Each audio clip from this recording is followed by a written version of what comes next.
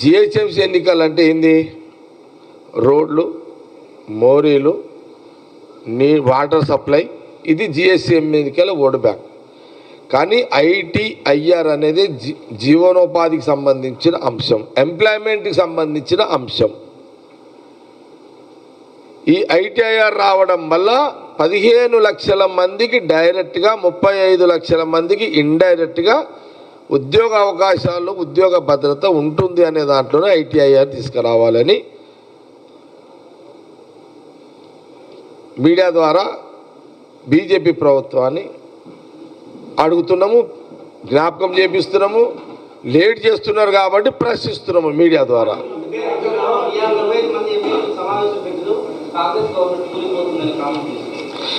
ఇప్పుడు అదే అంటున్నా, ఎవరది? ఇప్పుడు దయాకర్ రావు మా ఎమ్మెల్యేల గురించి మాట్లాడినా, నేను ఒకటే అడుగుతున్నా, బీజేపీ అయినా సరే, బీఆర్ఎస్ వాళ్ళు అయినా సరే, మాజీ మంత్రులు కానివ్వండి, ప్రజెంట్ ఎవరైతే ఉన్నారో ఎవరైనా కానీ ఏం అడిగినా కాంగ్రెస్ పార్టీ శాసనసభ్యుల గురించి, కాంగ్రెస్ గవర్నమెంట్ మాట్లాడే కంటే ముందు బీజేపీ ప్రభుత్వాన్ని ఏం ప్రశ్నిస్తుందంటే, మీరు కేంద్రంలో మీరు అధికారంలో ఉన్నారు, మా ఇంటి వ్యవహారం మేము చూసుకుంటాము, మీరు చేయాల్సిన పనులు చేసి పెట్టుండి. మీ బీజేపీ ప్రభుత్వం ద్వారా హైదరాబాద్కి ఐటీఐఆర్ తీసుకొచ్చి మీ యొక్క మగతనం చూపెట్టండి. అంతేగాని కాంగ్రెస్ ఎమ్మెల్యేలు ఆడవండుకున్నారు, కాంగ్రెస్ ఎమ్మెల్యేలు ఆడ డిన్నర్ చేస్తున్నారు, కాంగ్రెస్ ఎమ్మెల్యేలు ఆడ ఫంక్షన్ చేస్తున్నారు. ఇది కాదు సెంట్రల్ బీజేపీ పని, అపోజిషన్ పార్టీ పని. ప్రజలు ఇబ్బందులు పడుతుంటే ప్రభుత్వం దృష్టికి తీసుకురండి, ముఖ్యమంత్రిని అడగండి, ముఖ్యమంత్రిని అపాయింట్మెంట్ అడగండి, సమస్యలు పరిష్కరించండి. కానీ కాంగ్రెస్ ఎమ్మెల్యేలు ఏడవనుకుంటే ఏడ కూర్చుంటే మీకెందుకయ్యా?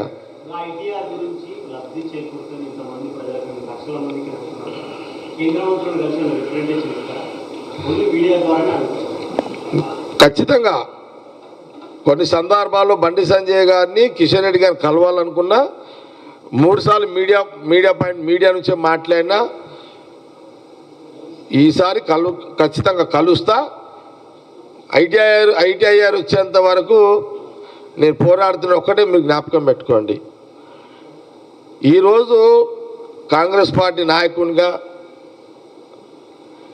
జగ్గారెడ్డిగా ఒక్క విషయం మీకు చాలా స్పష్టంగా చెప్తున్నాను. జగ్గారెడ్డి కాంగ్రెస్ పార్టీ నాయకుడు అని అంటే ఎప్పుడు కూడా ప్రజలతో, ఎప్పుడైనా సార్ పబ్లిక్, నేను ఎప్పుడు లైవ్లోనే ఉంటా, పబ్లిక్ కోసం లైవ్లోనే ఉంటా. ఎప్పుడు విన్నారా? పబ్లిక్ కోసం నేను ఎప్పుడు లైవ్లోనే ఉంటా. పాలిటిక్స్ అంటేనే పాలిటిక్స్ లైవే నాది ఎప్పుడు. పాలిటిక్స్ అంటే పబ్లిక్ అంటే పాలిటిక్సే. ప్రజల కోసం ఎప్పుడు ఈ రాజకీయంగా ఎప్పుడు నేను లైవ్లోనే ఉంటా. ప్రతిదీ కూడా అడుగుతూనే ఉంటా. మా ప్రభుత్వం ఏం చేస్తుంది అని అబ్జర్వేషన్ చేసుకుంటూ, కేంద్ర ప్రభుత్వం బీజేపీ ఏమి ఇయ్యాలో అని అడుగుతూ, ప్రతిపక్షాలు ఏదన్నా అపనిందలు కాంగ్రెస్ గవర్నమెంట్ ఏదైనా మాట్లాడుతుంటే వాళ్ళ కౌంటర్గా అటాక్ చేస్తూ, నేనెప్పుడు ప్రజల కోసము రాజకీయంగా